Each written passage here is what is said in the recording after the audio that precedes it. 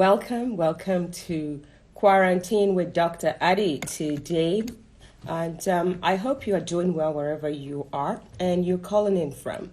My name is Dr. Adiola Olubameji, and I am here today to chat with you all. As you all know, we meet once every 2 weeks to talk about critical discussions relating to different things, including finding scholarships, relocating to Canada, the US, Europe, Australia. We are also meeting to talk about a lot of things regarding career development. Today, we're focusing solely on finding funding and scholarship opportunities in Canada and pretty much everywhere else. I have put together a couple of slides for you, and I'd like to share some of my exploration with you today. As you know, I try to bring you a guest every now and then. I was supposed to bring you a guest today, but it didn't work out. So I'm doing this by myself. I feel like I have enough experience on this and I can do it by myself. Anyway, how are you? If you are calling in from Nigeria, how is it going at your hand? If you follow me on Twitter, you know I've been making noise about HENSAS for the last 48 hours.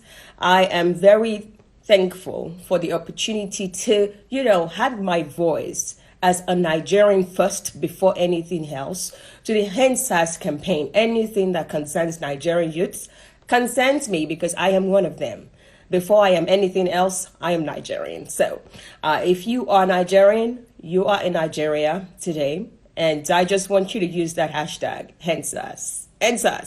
And this morning, we heard that, again, that SAS was abolished. And we hope that that's true. And if it's not true, please keep occupying. And as you occupy, we in the diaspora, let us know. Let me tell you guys what I did last night. Well, everybody was sleeping. You know the numbers that I ask, the numbers of our ministers and senators that I ask for? People sent me those numbers. I called all of them last night. I called them. I texted them because when the diaspora, they cannot arrest us. So those things that they cannot arrest us for, use the diaspora for it. We are educated. We are very strong, and we are with you. I am with you, Nigerians. I am with you, Nigerian youths. You are the hope you are the dream in our hope. We know for sure what is possible for you, and that is why I'm here today again. When we finish handing SARS, we will jackpot. When we now jackpot, we'll now have voices. We'll now be able to do way more for other youths. All right, as your first or your original jackpot girl that has jackpot, I am here today to help you figure out how do we get you out of that place with funding. All right. Welcome, everyone. We have clocked 50. I was waiting for 50 people to tune in, and we will get started. My name is Dr. Adiola Olubameji. I go by Dr. Adi. I am a technical advisor in a Fortune 500 company. I'm a 3D printing subject matter expert. I'm funny, I play a lot, but I'm a technologist. I bring to this kind of discussion a bunch of experience from my days at Olabisi Onabanjo University, Nigeria, to my days at Savonia Ammatikoki Akulu in Finland, to my days at Tampere University of Technology in Finland, to my days at University of Saskatchewan, and to this day, where I'm currently sitting in my living room in my house in Columbus, Indiana. I have traveled the world, I have seen situations, and I have brought my experience together to help you find yourself, to help you get to where you need to go. All right, let's talk about scholarship opportunities. I will change my slides down to the next slide. Yeah. All right, so I've heard a couple of things from some of you on Twitter, on Instagram, and Facebook. People asking me, Doctor, what are the different scholarship opportunities? I tweet scholarships every now and then. As you guys know, I'll tweet it and some of you will tweet it for me so that we can get people to apply. But one thing that I find out is the scholarships that I tweet, people are asking me, are those the only available ones? I know those are not the only available ones. Those fall under a certain category. So I thought, let me help you break it down. Let me help you understand what are the different opportunities available so that you cannot just limit yourself to one type. All right. the list I provided here shows some of the available scholarships if you're trying to apply for graduate programs or undergraduate program in Canada or the US or in Europe. All right, graduate teaching assistantships. A lot of time when you have applied for a program or you're applying for a master's degree program, those professors usually will be teaching one course or the other. And universities provide you an opportunity to become their teaching assistant, which means you will help them mark scripts, you will help them conduct some of the extra classes, and you can make some good amount of money from there. So if you are one of those people on the call today who is trying to secure admission, who have secured admission, but you do not have any scholarship, you can look into contacting the graduate office of that department for possibility to be a teaching assistant. With a teaching assistant job, this may be enough for you to present to maybe the visa office, because usually a teaching assistant job will pay you up to $13,000 a year. If you're making up to $13,000 a year from a teaching assistant job, then it is enough for you to not have funding when you're coming here. So keep it in mind. This scholarship is for anyone who hasn't secured funding, who is trying to go in, but they probably know they would be able to get, you'll be able to get admission. You can use graduate assistantship, and that on itself is enough. The most popular one that everybody usually tries to apply for is the research-based scholarships. This research-based scholarships, there are two types of them. Is everyone following? I see some smiley face there. So there are two types of them. The first one is the one that requires a professor. Oftentimes, these professors, they would get funding. For example, right now, I'll show an advertisement where University of Alberta, some of their professors secured funding for COVID-19 research. So if a professor had secured funding for COVID-19 research, what that means is they need students to come and conduct that research. And that means that they will be looking for graduate students. So if you approach such a professor, they may have openings. So that falls under the research-based scholarships. There is also research-based scholarship that does not require any professor finding. Some schools have that. You see it on their website. I also have some examples that I'll show to you today, where each department would say, if you're enrolling for a program, we have for master's students, we have this money. Those scholarship schemes are very highly competitive. But if you get in as part of your admission, the scholarship is a part of it. If they are selecting you as a candidate, they're definitely giving you a scholarship alongside your admission. So those are the two possible ones. What I see that I know clearly, especially from Africans, is we go to scholarship for dev. They have these scholarships, and that's the one you are looking at. You say, oh, today, Dr. Adi posted 12 scholarships. Oh yeah, that's the only one you are looking at. Have you gone to each of those schools? Have you looked at their departments to make sure that you understand what does the department has for you? I'll show you some examples today, because a lot of those scholarship for dev and all of those websites where you go and look for scholarships, most of them don't post those details from the website of the universities. They don't post that there are regular scholarships just waiting on those university websites. For example, if you go to University of Alberta, if you go under some of their departments, they'll say to you and say, we have funding for master's degree per year, you will get $17,500. For PhD per year, you will get $22,000, and you get it for 4 years. For master's, you get it for 2 years. If you do not go to their website, you may not know that funding is actually standard, that is there waiting for you. That falls under the research-based scholarships. Now, I've talked about funding from supervisor, and I want to talk about need-based scholarships. There are some scholarships that are associated with needs. So this could be, all right, for people from developing countries, they want to give 20 scholarships like this, like that. It could be, okay, for people who can prove that they have a hardship situation due to COVID-19, they'll give them this scholarship or that scholarship. That is a need-based scholarship. Those need-based scholarships are everywhere.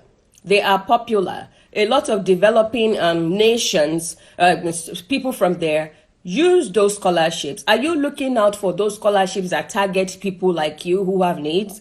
And are you really showing that you truly have needs? Do you know how to draft your letter that will show that actually if there are 20 people that had needs, you are probably number one because your needs is critical and what you're proving to come and do is really, really needed. You can look at those need-based scholarships. Sports-based scholarship is another one.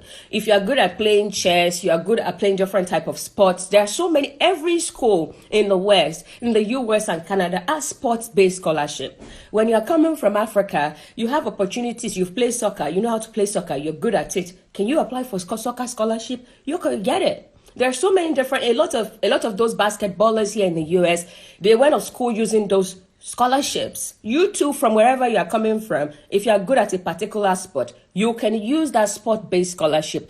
Government of Canada scholarship. So if you go on Government of Canada website, they have Vanya Scholar, they have all these different scholarships available on their website that both international and local students can apply for. Are you looking at places enough? That's my first question to you. Or are you waiting to be served everything on a platter of good? Dr. Adi will share scholarship once every 2 weeks. Is that what you are waiting for? Don't wait for that. You cannot wait for that. You have to go out there and find these scholarships yourself because they are out there. They're available. I also want to touch a bit about partial funding. So in some cases, you may even find a professor who doesn't have all the money, has something. Are you ready to take partial funding? That's another one. Also, there are some programs that doesn't offer full scholarships. I always say this to people. Let's digress a bit. Let me drink my Guinea. Let's digress a bit. There are some courses that you may not be able to get full funding for. One of them is MBA, Management and Masters of Business Administration. The first question I always have asked people is, why do you need an MBA? If you are coming to Canada, Canada is a specialized country. Canada is not a management place. You are an immigrant in Canada. Who do you want to go and manage? Immigrants that we have accent and all that. Management is not what you should be targeting if you're trying to come to Canada. Don't enroll for any MBA. I'm begging you. If you're coming to study in Canada, please do not come for an MBA. An MBA makes you a jack of all trades. It doesn't make you a specialist at anything. You have to be applying for a program that makes you a specialist at something. That is the only way you can get funding. So all these management courses, usually they don't have full funding because there's no research. There is nothing that you become when you have done it. So what do you become when you have done an MBA, a manager? So you are not tied to a particular industry. You are not a specialist at anything. You are just a manager. In Canada, people hire anyone with skills. They hire you because you bring a particular skills to the table. Canada is a specialist country. America is a specialist country. So don't leave Nigeria wanting to come to Canada to apply for funding. You're looking for MBA funding. You will not get it because this country is not targeting MBA. They are targeting skill development. So they are looking for people who will learn something particular and now contribute to the economy using that skill-based system. Please, for God's sake, stop coming to Canada to study public health. Public health is too generic. You can come and study biostatistics, epidemiology, biodata analytics. Don't study public health. Public health is wide. You cannot get funding for such a thing. A country that is skill-based will not give you funding for public health because it's not skill-based. It is too generic. When do you graduate as a public health? What will you now become? You'll become nothing because public health is just very wide. My people, what I'm trying to talk about here is this. We have to understand, why are you not getting funding? The reason why you are not getting funding is what you are trying to learn is not what the country is investing in. If the country is not investing on generic kind of education, they are looking for specialists to take some areas, and you want to be generic. My brother, my sister, nobody is going to fund you. You will not find funding. You'll be frustrated and you'll be crying. So again, MBA gives you a generic degree that doesn't make any sense to anybody because you're not a specialist at anything. Public health give you a generic degree. You are not a specialist as biostatistics. You are not a specialist as epidemiology. Just know small of everything. Nobody wants you to know small of everything. They want you to know something and be good at it. Please, all of these are the reasons, first of all, why nobody is giving you scholarship. Because what you are looking for, Canada is not sponsoring people to become that. So now, let's say you have identified, all right, I am a mechanical engineer. We need to be strategic here. You can be a mechanical engineer and if you want to study oil and gas because you are coming from Africa. Canada is no longer investing in oil and gas. They are investing on clean energy. So if you have written your SOP and your SOP is saying, oh, oil and gas, no professor is currently doing research on oil and gas. They are doing research on clean energy. So you have to think, how am I targeting what I want to do? Am I so restrictive in my ideology because I have oil and gas background and now I'm saying I have to do oil and gas? If you want to do oil and gas, nobody is going to fund you because nobody is currently funding oil and gas. They are funding clean energy. How are you thinking beyond? In 5 years from now, what does our country need? What does our economy need? What does the world need? Let me give you an example. One of my mentees, she came to me and said she has gotten admission. I should come and help her look for scholarship. Let me tell you what she got admission in. Religion and culture. You are coming to this abroad to come and study religion and culture. First of all, religion is white people that gave us religion. You want to study religion and culture in Canada to now teach them religion and culture. You cannot teach Canadians or Americans religion and culture. Religion is their own. Number 2, culture. You want to come and learn Canadian culture and Aboriginal culture and now go and teach them their culture, Abi. Because, sometimes I'm sitting here, I'm like, you are looking for funding for religion and culture. For Jesus, for Christ's sake. People, what we are looking for funding for, we will not get the funding because nobody is investing in that. I just sat down with her and I was just weak. And she said, Doctor, I have admission already. I just need scholarship. Nobody is going to give a black person a scholarship to come and study religion and culture in Canada because when you finish, you won't get a job. Nobody will hire you as a religion leader to come and teach white people religion. And you want to come and teach them their culture, Abi. Their culture that you just learned in 2 years. So let's think deeply. Why am I doing what I'm doing? The country that I'm targeting, is this important to their economy? Is this country trying to fund the topic that I have picked? If they are not funding the topic that you have picked, to be honest with you, you will not get funding. You will be applying from now till Jesus comes and nobody's going to give you that funding because it doesn't exist. So we need to make sure, in summary, specialty matters. You can't do all these jack of all trade courses like international business and MBA and all of public health. Nobody is currently countries are not funding that. They are looking to fund people become specialists at something. Number 2 is what type of courses are you targeting? Some courses cannot really be owned by a black person or an Asian. Imagine if a black person studied artificial intelligence. Nobody cares whether you can speak English. They'll give you a job. Artificial intelligence, everybody knows that is very important for the next generation. They'll give you a job. Now you went and study MBA. So MBA now, you are now competing with 15 other Canadians.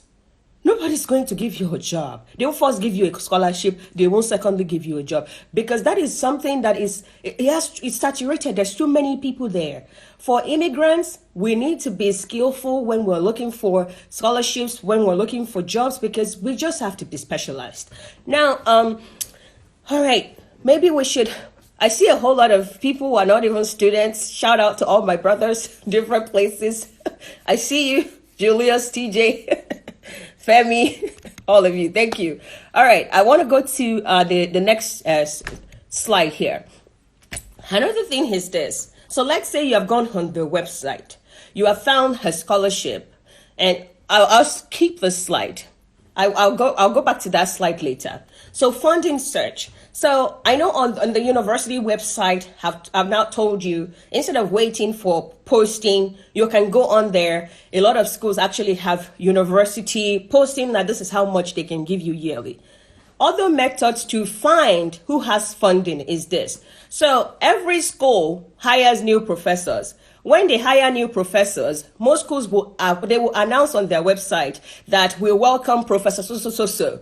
That new professor will have to build his own lab or her own lab. A new professor who is trying to build his or her own lab needs students. If you're targeting professors, they should be the first people you go and target, because if somebody is trying to build their labs, they will need students. So I'm showing a picture here. The first picture on the left is a professor that just got into McGill.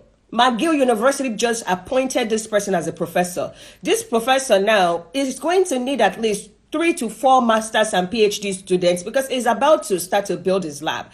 Now, if you're targeting a school like McGill, you should be sending your package to that professor because he's new. He's not going to be too critical of you. He's trying to build his lab. If he's a younger person, he's also going to be looking for diversity in his lab. And if your research interest matches, that is an easy win for you. That kind of a professor will be happy to take you on, and you people will build a lab together. That's an example there. So if you've said, okay, I've applied to the school, I've not really heard anything back. Have you been checking their news? Have you been checking what they're posting on their pages? Do they have new professors that they have appointed? If they have appointed some new professors, go and quickly read what did that person did their postdoc in, so that you can know what they will be doing their PhD on and be able to approach them. So the second one here is, all right, what are they posting on their pages? I'm showing a picture of University of Saskatchewan saying that they have just won a grant of a couple of million on food security.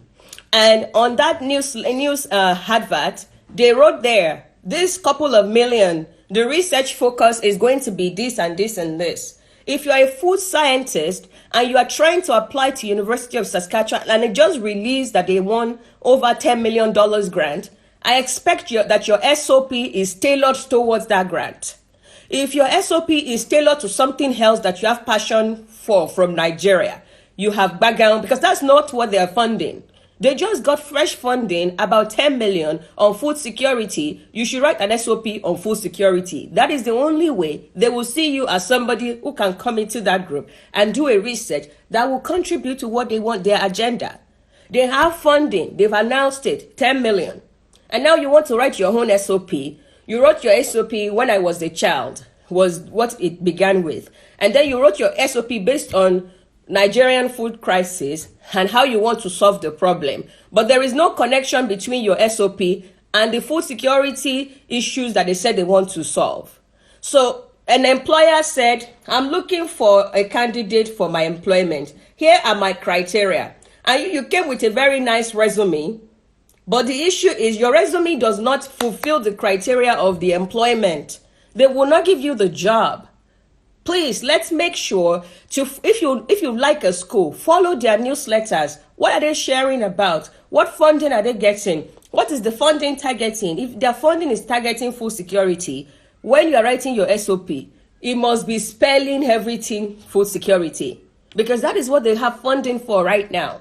If you are proposing, so I have somebody who I work with, she's my mentee, she's older, and she was working on HIV/AIDS. She loves HIV/AIDS related projects. She's a doctor, and COVID-19 is what everybody is getting funding on. And if she go and write her SOP and put HIV/AIDS, I want to do research in HIV/AIDS inside, nobody's going to give her funding because they are no longer, the school is not working on HIV/AIDS right now. The pressing need is COVID-19 research. She can say, I have previously worked in HIV/AIDS and that has prepared me for what is coming, right? And talk about how COVID-19 is killing a lot of people and how she's interested in taking her experience in HIV/AIDS and help to tackle the problems of COVID-19. All of these news are on every school's website. When they win funding, they have to announce.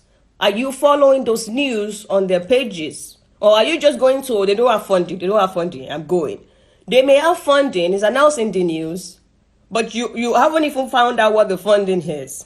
All right. On this side, I think it's also another school, University of Alberta. They announced that they won a couple of $1 million grant for COVID-19 research. And the professors in the picture, those are the professors that won the grant. The entire newsletter, it has the names of each of those professors and what their research is mainly focusing on. If you are a public health person, you are in biotechnology, you are in biochemistry, you are in chemistry, you are in biology, you are in botany, you are in all of these areas. Those are the professors you want to quickly go and look at their profiles, because now we know they have money. Because some of the issues is you write to this professor will say, I don't have grants this year, or I'm not accepting students right now, because they don't have funds. At least these ones, they have funding. So if you have written a letter and you want to send, you know that the people you are sending it to actually have funding. I feel like right targeting is one of the areas that a lot of people are not really understanding. I will summarize this. Let's always remember, on the website, each department has what they can offer you departmentally. For that one, you may not need professor. They may say you don't need professor. When we give you the funding, you choose your professor. Apart from what is available departmentally, new professors who have just been appointed, they usually need students. They should be your soft first target. When schools get funding, they announce on their websites, they announce the professors who will own that funding. If your research is tied to those people's or whatever they advertise, go and talk to those professors. They have money now. They're the ones who will be looking for students. Make sure you tailor your research to be at least similar enough to what they are trying to do. Please, one thing that I have seen over and over again is we hold on to what we know a lot. I know you have spent so many years gathering the data, doing certain research, and that's all you know. If you're trying to leave your country to another country, you have to keep an open mind about what they need in the country you are going to. You can't keep forcing it on them and saying what you know is what you want to do. What you know is not going to help you in the country that you're going. You have to do what they need and tailor it to fit into your life.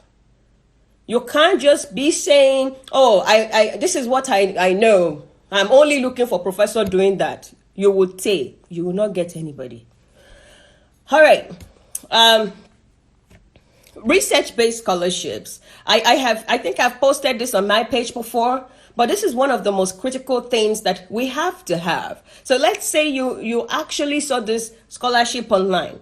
One of the biggest things today is people apply for tons of scholarships online and nothing is coming back. Nobody is picking them and they are frustrated. They're complaining and saying, I've applied to 16 scholarships. I've sent letters to several professors. I've not gotten one single scholarship. So I put here, how do you rank whether you are going to, how do they rank you? So there is always this admission committee. When you submit your application, the committee will now they'll take all the application, they will now rank the students.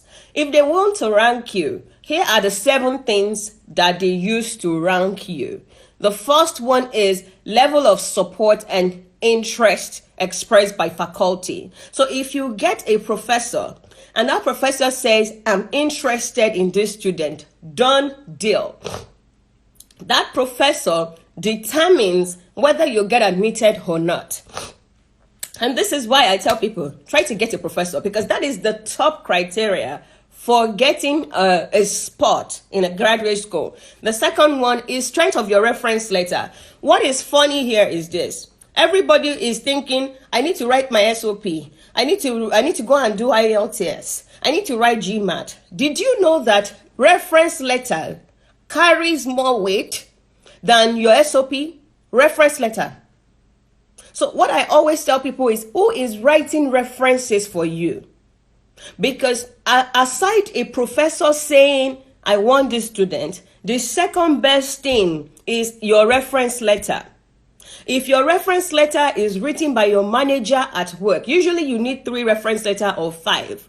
I'm not saying don't get a letter from your manager, but I want to tell you that if that letter does not really show your competence, your depth, your critical thinking and design thinking capability, how much research you have done, your impact in that place of work. If your reference letter does not show that, that reference letter means nothing.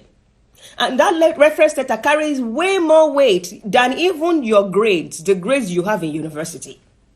So I tell people often, who is writing references for you? I always say, get 3 reference letters. Get an academic reference letter. So get people like me or a professor that taught you in year 3 in college.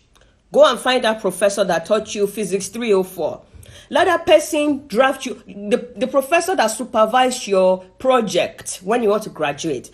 Let that professor draft you a letter. Don't even let the professor draft you a letter. Draft the letter yourself. Send the letter to the professor and say, sir, this is a good template for the letter that I have in mind. Would you be so kind to edit this letter and put it on a letterhead and sign? That person will take the letter, they will edit it small, and they will sign and they'll put it on a letterhead. If somebody go and write letter and that letter is very vague, they have deprived you an opportunity to get admission. So it's not even your grade that is number 2 here. First one, let a professor say yes to you. Second one, get very good reference letters. One, it's better for you to have one academic at least. It's good to have, if you've been working, one from the place of work. If you have other things you've been doing, you volunteer with STEM Hub, you did some research, whatever you have done outside, you volunteer with United Nations, you did some good project for them, the outcome had an impact. Get somebody, a director from that United Nations, to write you a good letter, but be the one writing the letter.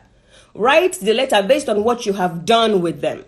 Write the letter to show impact. Write the letter to show that you're a smart person who is going to make a good researcher, who has ability to think critically, and who is a design thinker. Write your letter targeting those areas. Let them sign for you. I cannot overemphasize the effect of reference letter. Number 3, your applicant's research potential. We've touched on this previously. So if your research area is focusing on something completely different from what the university is focusing on, there is no chance for you. If your research area is focusing on what the university is researching and really putting money into, it will enhance your chance. I tell people these days, it is easy to understand what the school is focusing on by reading their newsletters, by reading some of the work going on in those departments. You would see that this is where they are focusing on, and that is what you too will be focusing on. There are some schools in Canada, for example, Lakehead University. Lakehead University is an Aboriginal university. So if you're trying to get to Lakehead University, you have to make sure your research is tailored to the Aboriginal people. You can't tailor your research to another demographic because that university is rooted in that kind of demographic. Now they have areas that they focus on, like pulp and paper manufacturing. Now you are a material scientist or a chemical engineer. You can tailor your research and say, okay, what I want to do is pulp and paper manufacturing, and then you put some Aboriginal, sprinkle on the head. That shows that you understand what the university stands for. You understand the area that university is funding. And it's now easy for you to be accepted into such a program. So tailoring your research to what is being funded by the university is very critical. I see people use the same statement of purpose for 5 universities. When I'll give myself as an example. I attended the University of Saskatchewan. The University of Saskatchewan is the only university in Canada that has synchrotron X-ray radiation. That is what I did my PhD on. If I had gone to University of Toronto, they don't have synchrotron X-ray.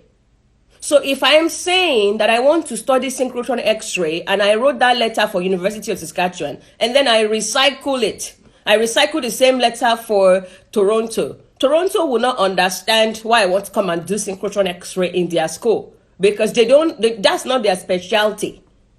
That specialty belongs to Saskatchewan. If Saskatchewan sees that I mention synchrotron in my application, they know that I know what I am saying. They know that this is the kind of student we want. This student wants to come here. Do students mention what we have? We are the only person that has this in Canada. So this is the kind of student we want to take. So you have to look at what is the specialty of the school. That is the research interest you want to propose, that you want to do.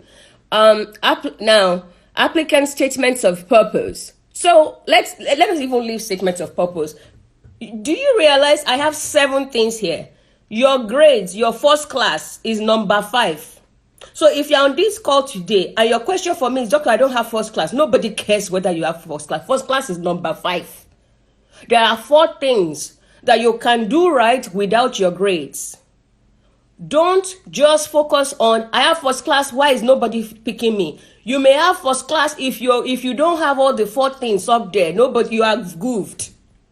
Let's be honest with ourselves. So, because I have met a couple of smart people on Twitter, shout out to all my Twitter folks. Twitter is the best thing that happened to Africa. And I can say that, best thing. The people that contact me on Twitter, they are like first class products. And they still don't have scholarships because your grades is number 5 of 7. There are 7 things you need to do right for your application. Grades is number 5. So please don't focus on the grades. Go and look at your research interest. Is it aligning with the university? Look at, did I find a professor? Look at other things that we've mentioned here today. Reference letters, very, very key. Grades, number 5. Number 4, statements of purpose. Now, some of you here, your statement of purpose, we've treated statement of purpose. If you're on this call today, go and watch how to write a good statement of purpose on my YouTube channel. The YouTube channel has how to find a professor. If you want to find a professor, we've gotten over 30 testimonials from people who have watched that video. They used that method. They went and find professors. So YouTube, go and watch that YouTube video, how to find professor, how to write statement of purpose. Write your statement of purpose as we have explained. Follow how to find a professors. Hopefully that will help solve that problem. Number 5, grades. Let's talk about that for a bit. Canada is a little hard to get into. They want you, a lot of the schools have 70% grade point average. If you don't have that, don't even bother. Some of them do. All of the schools pretty much require 70% average. But what I say is this: if you already got a professor, if a professor already said, I want this student, did you know that they can reverse the rule?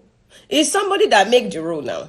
So if the professor is saying, this is the student I want, they will give you, I've forgotten what it's called. The admission is tentative, or I've forgotten what it's called. It's an admission, but you have to, your first semester, you have to prove yourself that you can score high, you can have good grades. So they will still give you admission if you did not have 70% grade point average, but you found a professor and the professor said, I want that student. Usually, if that is the case, conditional admission. Thank you very much. Usually, if that is the case, you will still get conditional admission and you will still get funding.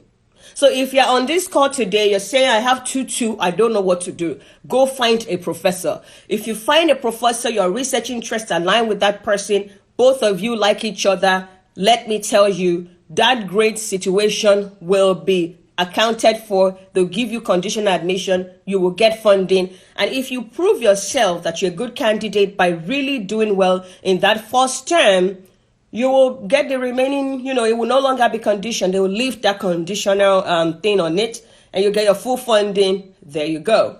Number 7 is provision. Number 6, all this applicants' quantitative and qualitative examination like GMAT and GRE. So if you're coming to do something on business or all of those businesses and stuff like that, it may require GRE.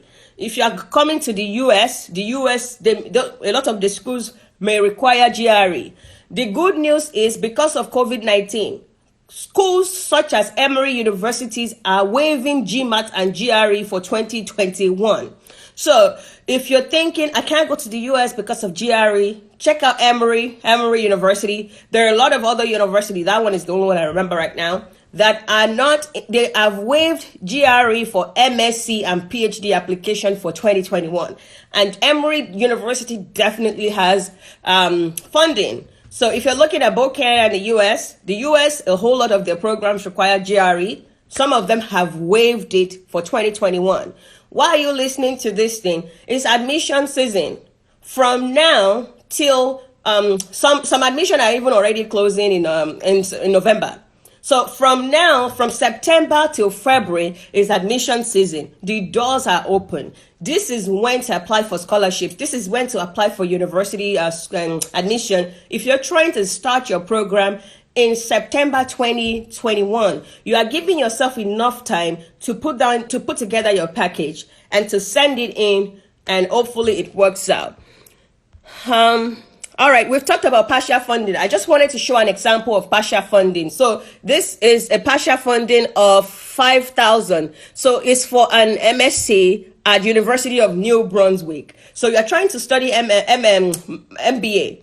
So if you're trying to do Masters in Business Administration, like I said before, Canada is not focusing on developing MBA graduates because it's not a need for the country. So they're not pumping money and saying we'll give you funding. So for MBA, for University of New Brunswick, they will give you $5,000 partial scholarship if you've applied for that. Not only MBA, there are some programs out there. How do you spot a program that may not be highly competitive after you graduate? These are programs that they don't have funding for. If a country feel like this skill set is very important, this area of specialization is very important to our country, they will put money down for the research of such an area. So when you want to go and do an area and that area doesn't have funding, that is already a red flag for you that if you graduate from this program, getting a job may be a little tough.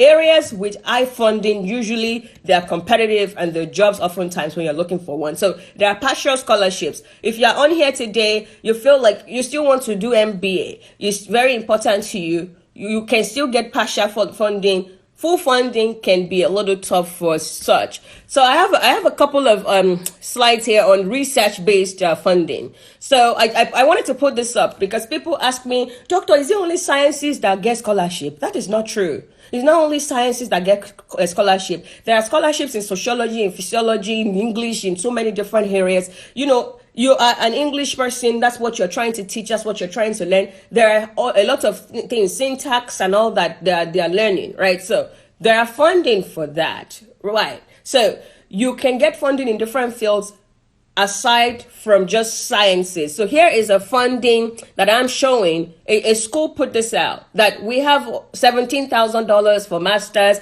We have $20,000 for PhD. This is on their website. So it's not even me who actually put it out. It's out there. So if you're thinking there are no funding there, so the thing is, if you go on Google, you will not find this funding, right? But you only find funding that are already out there. But all of these are on their website. So you can look at it if you're in English or something like that. This is actually still open. So you can apply. This is another funding in philosophy that I found. So this is Masters and PhD. So if you're trying to study philosophy, there are funding for you, just go on those different websites for those schools.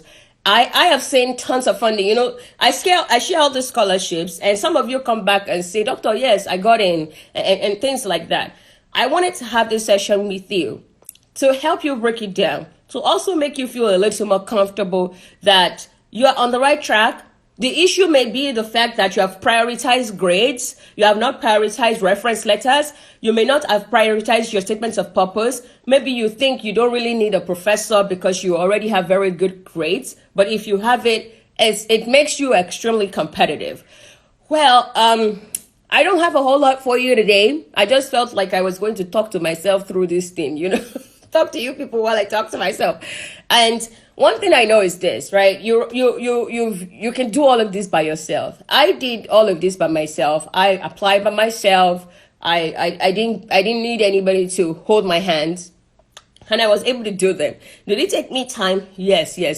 I struggled through stuff a little, but I got it done in the end. Why do I do these sessions? I believe in the dream of every African youth. I believe in the dream of every Asian youth, because my Asian mentees will come and tell me I'm not giving them shout outs. I believe in you, my Asian mentees, and all of you who joins this program. I believe in you. I believe that you can do a whole lot by yourself. I believe that there are scholarships for you. And the thing on what do you need first is on my page. I hope you can go out there, go and kill it, because I believe in you and I know you can do it. So I own a consulting company. So if you're feeling like, I don't know if my SOP is properly written, I need guidance, I need help to make sure somebody reads my SOP so it makes sense, you can come and hire me to consult for you. So I own a consulting company. You can book a 1-hour session with me. I help you review your statement of purpose, make sure it makes sense, brainstorm with you so you are writing the right stuff into that SOP, and make sure that you're successful. Don't worry, I won't charge you a lot of money. And all of you are my hardened followers. I'll give you a little discount. So the programs I offer, SOP review. If you're here abroad, you're trying to look for a job, your resume is not making sense, come talk to me. You're wondering about your career. You don't know, how do I add tech to my career? I don't want to be left behind. Come and contact me or go on my link tree. So if you're on Twitter, my link tree is there. All the services is there. Book one. Come and talk to me one-on-one. When you get on that Zoom call, you will see me. You won't see another. I'm not going to send you one of the people who work with us. I'm going to come there myself. Why? You deserve somebody who prioritizes you. You don't deserve a cookie cutter. Come and take my course. You are not everybody. You have your own specialty. You need somebody to talk to. So if you feel like I don't want to go and just take a course and not be able to talk to someone, I need to talk to someone so they help me figure out what I need to do. Or if you are here, you don't even know what you want to do your master's on. You don't even have a clue. Or you think what you want to do it on is not making sense. Book a session with me. Let's come and talk about it. I want to take questions. We still have 13 more minutes. Drop me questions. Oh yeah, there are 8 questions waiting in the question box. Please put questions. Let's get this thing, questions answered for people. Let me remove this. Sorry, before I take question, let me remove. All right. So is IELTS compulsory for a Nigerian to write before getting admission and funding? And oftentimes not. So I went to University of Saskatchewan. Is one of the U15 schools. So the U15 schools are like the Ivy Leagues of America. So U15, they don't need you to have IELTS. We have fought that battle. When I was in University of Saskatchewan, I've been doing Aluta, Tete. Let me tell you. Saskatchewan, they used to ask people for IELTS. I wrote letter to the university board. I went to the university board. I told them to drop that IELTS and TOEFL. They dropped it. We've been doing this Aluta, Tete. So we fought you people's battle for you those times. At least I know because I fought it for University of Saskatchewan. University of Saskatchewan does not require IELTS. I know University of Alberta and a couple of them also don't. Most of the U15 don't if you are from Ghana, Nigeria, India, some of the countries colonized by the British. We speak English. We went to school in English. What do you need to provide? If you have a thesis that you've done, your project, upload your budget into academia. Put your project on academia. You can now send them a link to your project. They will see your project and understand that you went to school in English. That could help you to fight it, even if the schools are requiring it. What I realize is there are some small colleges in Canada that are still not complying, that are saying you must write IELTS and TOEFL. Those colleges, I don't know. Some of them may require IELTS, but most schools, most of those U15 don't. If they do, write them a letter. Let's write them a letter. I'm ready to still do Aluta. If a nice school, a big school that you want to go, they require IELTS, send it to me. Let's draft a letter together. I will put my seal of approval. Let's send it to them. When they Google my name, they will drop it. You people. All right, let's look for another question here. I don't have a published research work. Can I still apply for research-based masters and scholarships? Absolutely, you can. It's good to have a published research work. There is something called a research portfolio. All of us that works, usually we have a research portfolio. The things you have done, they are things you can put in your research portfolios. They said pictures speaks more than 1,000 words. If you have a research portfolio showing these are the techniques that I know, these are the things that I can do, I think that's good enough. You don't need to have a published research paper. Now, some of you also go to conferences, you do the conference presentation and all of that. That is also something that carries water. That your conference presentation, you can upload it on SlideShare. I don't know if you know SlideShare. Upload it on SlideShare and put a link from SlideShare into your application. Let them go and see your work on SlideShare. That is good enough. There are ways around this your research publication. You may not be a research publication that you may, let's work together to find a way around what is the right thing you should be showing. Whether it's a research portfolio or you can put something on SlideShare or something like that. But I know the work you have been doing. It carries weight. We just need to discuss it so we can package it into something that you can say, this is what I know. All right? Thank you.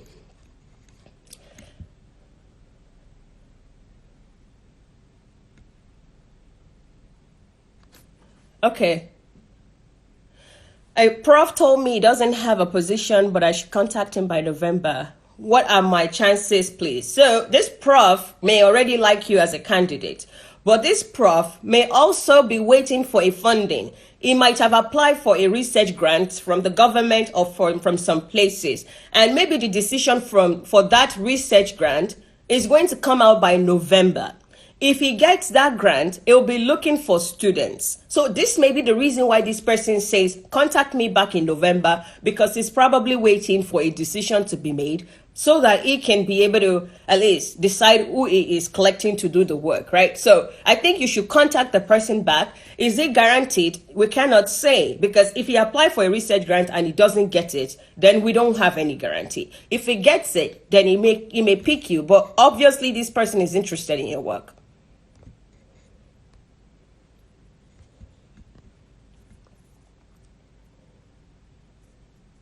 So with a background in finance, what are the best areas of research we can seek for scholarship on? All right, so this person, you may have to book a consultation with me because I may have to look at what area of finance you have worked on. But there are some obvious ones that people are doing right now. Business analytics, data analytics. There are other areas like ERP systems. There are areas in finance that people are working on that is not just banking and finance the way we call it in Nigeria. One thing that I tell people is this. So back home, we call something, we call it lorry. You know lorry? We call it lorry in Nigeria. Here in the US and Canada, they call it truck. So how we also word stuff matters. So when you write your letter, when you are looking for scholarships, all of these things matter. So they may call something else. Yesterday night, I was in a thing with about 10 women.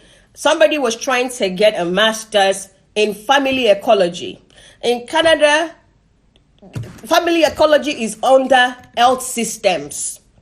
And this person was focusing on family ecology and saying, doctor, it's only 2 schools in Canada that offers family ecology, until I told her that she should go and look under health systems.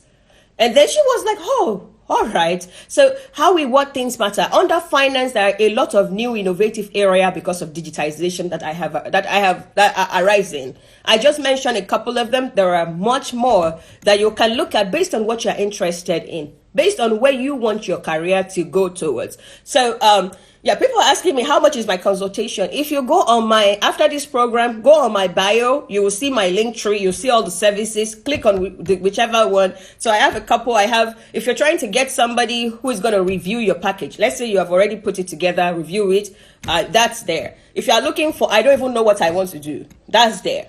If you're looking for, I want a mentor, I want someone who can work with me, figure out what I want to do, help me with when I figure out how should I write my SOP, what should be there, and also figure out, all right, how should I draft my letter to a professor, and figure out, all right, during my other application, how do I present myself? If I write a letter and the professor say I want to do Zoom meeting with you, how do I approach the meeting? So that is a mentorship program. So you can say if you need all of that, you should register for a mentorship program, because a 1-hour consultation cannot be enough for that.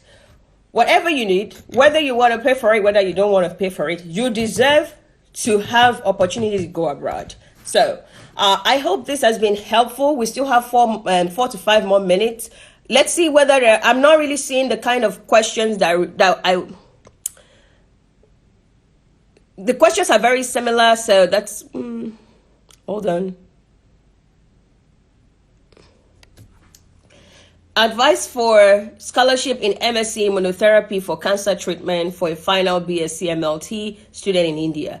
I feel like immunotherapy for cancer treatment is a very lucrative area right now. So I believe that if this is your focus area, it shouldn't take you too long to find a professor. But you need to just ensure that you are targeting the right professors, right? If you're targeting the right professors, the right schools, I believe that this is a good area, especially right now. Now, there are different types of cancer, right? There is cervical cancer, there is pelvic cancer. There are so many different types of cancer. I always tell people, try to target it to one or two types of cancer. And always try to realize that there has to be a motivation. So think about what is your motivation for this. So if you're writing a statement of purpose, you relate it to something, and then it will make sense. But I think this is a very lucrative area. You're definitely on the right path.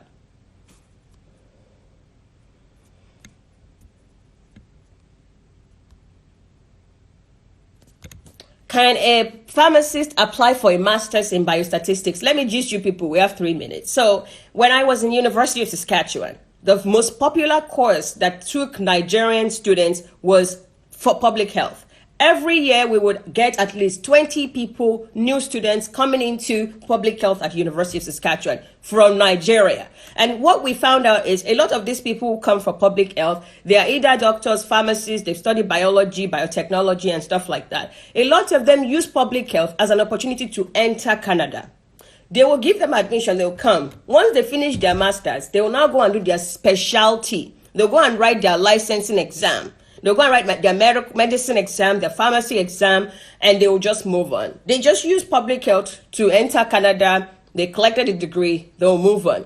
Now, if you're a pharmacist by profession and you want to come to study biostatistics, the question you should be asking yourself is this: am I just using Canada? Am I just using the masters to enter Canada so that I can take my pharmacy certifications? Or I'm actually ready to change my career path to biostatistics? You should be asking yourself those questions. You don't have to tell me your answer, but start by asking yourself that question. Do a market research, plot the graph that shows if I want to get my license in pharmacy, how many years would that take? That would be after I finish my master's. Can I do that when I'm working as a biostatistician and doing it remotely? Can I just manage and do both of them together? If you want to cross over completely from pharmacy to biostatistics and not go back, that's also an option. But do a good market research to know whether biostatistics will give you joy and happiness, or you should actually come in, enter Canada, do your 2-year public health, and then go and do your licensing for another 2 years and become a pharmacist in Canada. People, we have 1 more minute. We have, I just want to thank you all for being here with me. In the last 2 days, I have learned a whole lot about being a Nigerian. I have been, for once again in so long, I've been passionate about who I am as a person. I am just thankful for all of you Nigerian youths. Thank you for what you did yesterday and today. Thank you for showing the world that our voices matter. Thank you for calling on diaspora to join you. I could not believe that I stayed up until like 2 a.m. calling the numbers you people dropped on my Twitter, that this are our politician. I did all of that for you. Why? I believe in you. Everything I have, everything I've become. First, I'm a Nigerian youth. I salute you, comrade. I salute you. Thank you all for joining in today. Sometimes I'm like this, all the time I'm very professional, but I feel like, no matter how professional I am, Nigeria raised me. All of you are my brothers and sisters. I believe in you, and I look forward to welcoming some of you to the US and Canada. As you all know, I'm a global citizen. Wherever the opportunity is, Dr. Hadi moves and go. There is no risk we cannot take. There is no place we cannot go. No mountain is too high. We are Nigerians. We are Africa. We are up to the task. I want you to go back home tonight. I want you to look at what you are planning. I want you to look at your papers. I want you to look at what you are putting down. Challenge yourself a little further. Ask yourself those critical questions. Am I prioritizing my grades because I have a first class? I hope that tonight you have been informed that you need those reference letters. You need to contact a professor, that you need to write a very solid SOP. Until next time, your sister, Dr. Adi. This is goodbye. Bye, everyone.